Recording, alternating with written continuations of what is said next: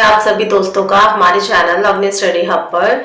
आप सबको पता है कि 2023 के अंदर अभी भर्ती गई थी। ठीक है, 2023 के अंदर यूपी पुलिस के अंदर भर्ती आई थी जो कि एएसआई की आई थी। अगर आपने कंप्यूटर कर रखा होता तो आप इसमें भर सकते थे, बट नहीं किया होगा तो नहीं भर सकते थे।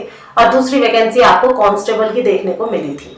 ठीक है, 2023 के अंदर चूंकि पेपर लीक हो गया था, हालांकि एएसआई की जो है वो भर्ती हो चुकी थी, लेकिन जो कांस्टेबल का पेपर था ना वो लीक हो गया था, क्योंकि 60,000 पोस्टों पर 60 लाख बच्चों ने भरा था।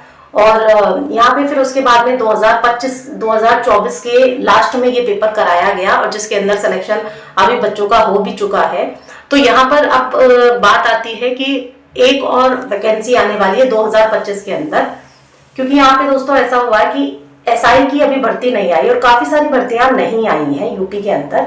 तो पुलिस के अंदर ही अब काफी दिनों से डिमांड ये हो रही थी कि भाई और भी वैकेंसी लेकर आओ, मतलब और भी पद खाली पड़े उन पर भी लाओ। ये तो आप कांस्टेबल के पद पर लाए या एएसआई के पद पर लाए थे।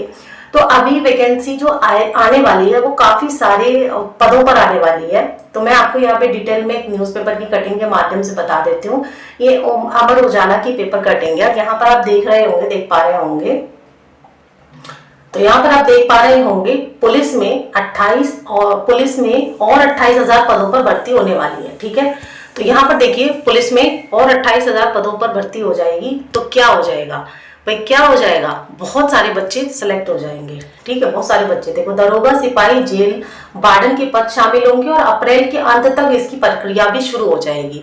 यहाँ पे दिया गया है कि महिला वाहिनी बनाने का भी सपना पूरा हो जाएगा। यहाँ पर देखिए, अगर आप महिलाएं हैं, बेसिकली महिलाओं के बारे में कोई सोचता नहीं है, लेकिन अगर योगी सरकार ने ऐसा सोचा है, थोड़ा बहुत सोचा है, तो थोड़ा बहुत धन्यवाद हम भी करते हैं कि महिला वाहिनी बनाएंगे।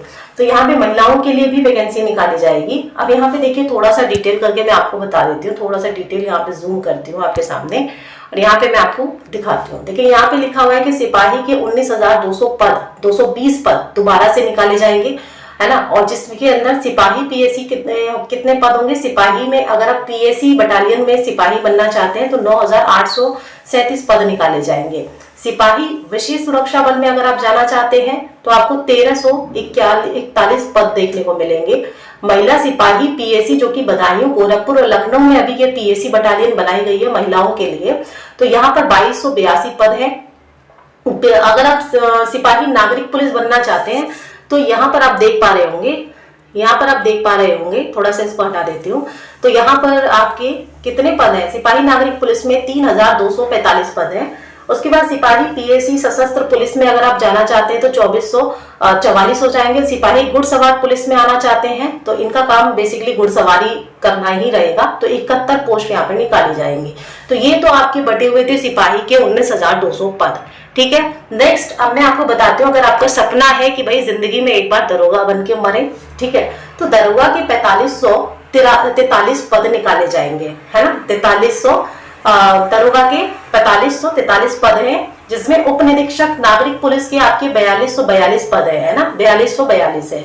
उप निरीक्षक नागरिक पुलिस जो कि महिलाओं के लिए विशेष रहेगा, पीएसी वाहिनी बदायूं, गोरखपुर, लखनऊ में, तो 106 पद है। ठीक, प्लाटून कमांडर उप निरीक्षक सशस्त्र पुलिस के लिए आपको 135 पद देखने को मिलेंगे और प्लाटून कमांडर उप निरीक्षक विशेष सुरक्षा बल में 60 पद देखने को मिलेंगे। तो टोटल मिला के आपको पद कितने देखने को मिल रहे हैं दोस्तों, तो टोटल दरोगा के पद यानी कि जिसको आप कहते हैं यूपीएसआई, ठीक है, एसआई यानी कि सब इंस्पेक्टर, तो इसके आपको पद कितने देखने को मिल रहे हैं, 4543 पद में देखने को मिल रहे हैं।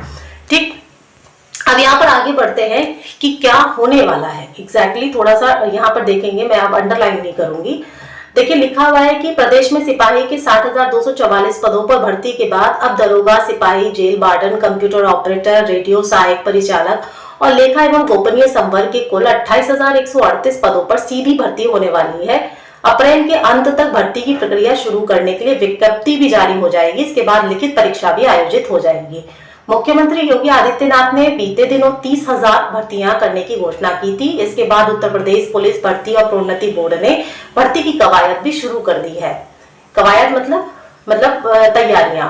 भर्ती बोर्ड के अध्यक्ष एवं जो डीजी है राजीव कृष्ण ने बताया कि डीजीपी मुख्यालय से भर्ती बोर्ड को सिपाही स्तर के विभिन्न पदों पर सीधी भर्ती के लिए कुल 19,220 पदों का प्रस्ताव भेजा गया है। इसके अलावा उप निरीक्षक दरोगा के 4543 पदों पर सीधी भर्ती के लिए भी बोर्ड को अधियाचन भेजा गया है। बोर्ड 1 साल के भीतर सभी पदों पर भर्ती की प्रक्रिया को पूरा कर लेगा। बोर्ड की वेबसाइट में भर्तियों के बारे में जानकारी दी गई है। अब थोड़ा सा यहाँ पे आप हेडलाइन देखिए कि जेल वार्डन के कितने पद 2833 पद अलग से होंगे। तो कारागार मुख्यालय ने भी जेल वार्डन के 2833 पदों पर सीधी भर्ती के लिए अधियाचन भेजा है, जिसका परीक्षण करने के बाद आगामी अप्रैल माह के अंत तक भर्ती प्रक्रिया शुरू करने के लिए विज्ञप्ति जारी की जाएगी। इसके अलावा कंप्यूटर ऑपरेटर ग्रेड ए के 1153, लिपिक, लेखा और गोपनीय सहायक के 345 पद और रेडियो सहायक परिचालक के 44 पदों पर भी सीधी भर्ती मिलेगी देखने को। खेल कोटे की जारी है प्रक्रिया। यहाँ पे देखेंगे भर्ती बोर्ड के मुताबिक कुशल खिलाड़ी के अंतर्गत उप निरीक्षक नागरिक पुलिस के 91 पद, आरक्षी नागरिक पुलिस 372 और आरक्षी पीएसी 174 पदों के लिए भी कार्रवाई चल रही है। अप्रैल माह के तीसरे सप्ताह से अभिलेखों की संवीक्षा एवं खेल कौशल प्रशिक्षण की प्रक्रिया शुरू कर दी जाएगी। सभी भर्तियों के संबंध में शीघ्र ही यूपी पुलिस भर्ती और प्रोन्नति बोर्ड की वेबसाइट व एक्स हैंडल पर सूचना दे दी जाएगी। यहाँ पे देखिए अब महिलाओं के लिए थोड़ा सा पढ़ लेते हैं। महिला वाहिनी बनाने का सपना हुआ पूरा। बता दें कि वर्ष 2017 के विधानसभा चुनाव में भाजपा ने अपने लोक कल्याण संकल्प पत्र में पीएससी की 3 महिला वाहिनी बनाने की घोषणा की थी, जिनकी स्थापना का कार्य बीते 8 सालों से जारी है। पीएससी को तीनों महिला वाहिनियों के लिए भूमि का बंदोबस्त करने के बाद वहां भवनों का निर्माण कराया गया, जिसके बाद अब महिला सिपाहियों की भर्ती भी की जा रही है। लखनऊ में ऊदा देवी ठीक महिला वाहिनी, बदायूं में वीरांगना अवंती बाई महिला वाहिनी और गोरखपुर में वीरांगना झलकारी बाई महिला वाहिनी की स्थापना होने के बाद इनमें भर्तियों का रास्ता भी साफ हो जाएगा।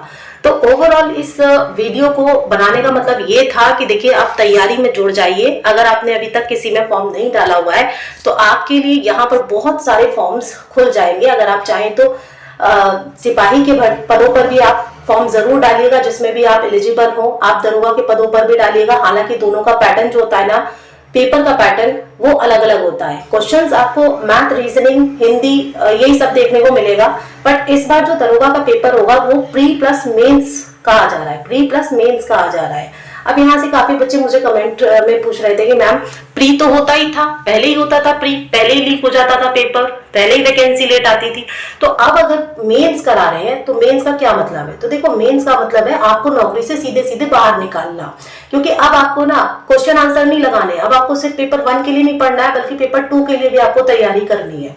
अब अगर आपको वक्त रहते अच्छा गाइडर मिल गया तो बात एक अलग है, लेकिन नहीं मिला तो फिर आप अपने आप रह जाएंगे। यहाँ पर प्री तो निकाल लेंगे, प्री तो बहुत सारे बच्चे निकाल लेते हैं, लेकिन बात रह जाएगी मेंस की, क्योंकि मेंस में यहाँ पर एज इट इज इन्होंने लिखने का मामला शुरू कर दिया है कि आपको टॉपिक्स दिए जाएंगे, उन पर लिखना ही होगा, जिसके अंदर 4 सब्जेक्ट इन्होंने लिखे हैं। हो सकता है इन्होंने 4 पेपर भी रखे हो।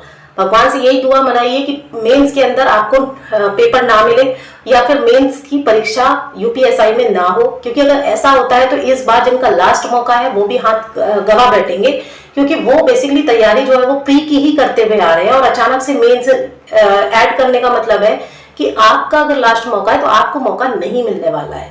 यहाँ पर बाकी आपका क्या विचार है वो तो आप कमेंट में बता ही देंगे कि हाँ मैम मेंस लाने का पर्पस काफी अच्छा है। मुझे नहीं लगता कि काफी अच्छा है, क्योंकि ऑलमोस्ट ये जो प्री होता है ना, यही अपने आप में बहुत ज्यादा चैलेंजिंग होता है।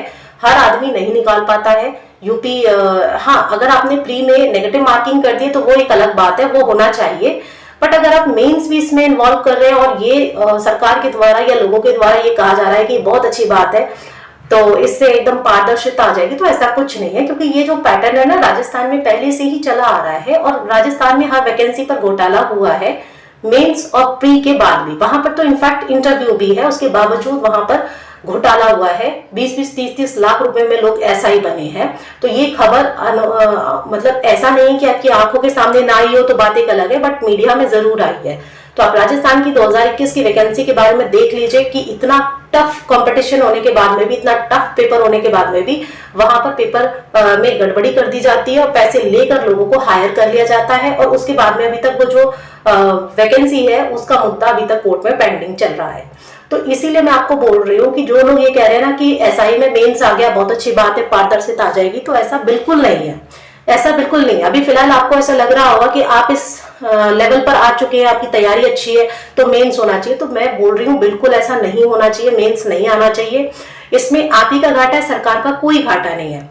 सबसे देखिए, सरकार कब खिलवाड़ करती है बच्चों के सामने, साथ में जब बच्चे उसके हर फैसले पर एकदम राइट बोलने लगते हैं, हर फैसले को आप राइट। अग्निवीर के लिए आपने बहुत ज्यादा बोला था कि नहीं बहुत अच्छी है, बहुत अच्छी, इसीलिए सरकार का मनोबल बढ़ गया और सरकार क्या कर रही है, अपने मनमाने तरीके से काम कर रही है ना। देखो, इनको पीएसी बटालियन जो महिलाओं के लिए घोषणा की 2017 में की थी, ठीक है, 2017 में की थी और आज 2025 आ गया। आप लगा लो ना कि किस कदर ये काम कर रहे हैं, है ना। इन्होंने सबसे लंबा पुल बनाने की बात की थी, 2022 तक तैयार होने की बात की गई थी, 2025 आ गया।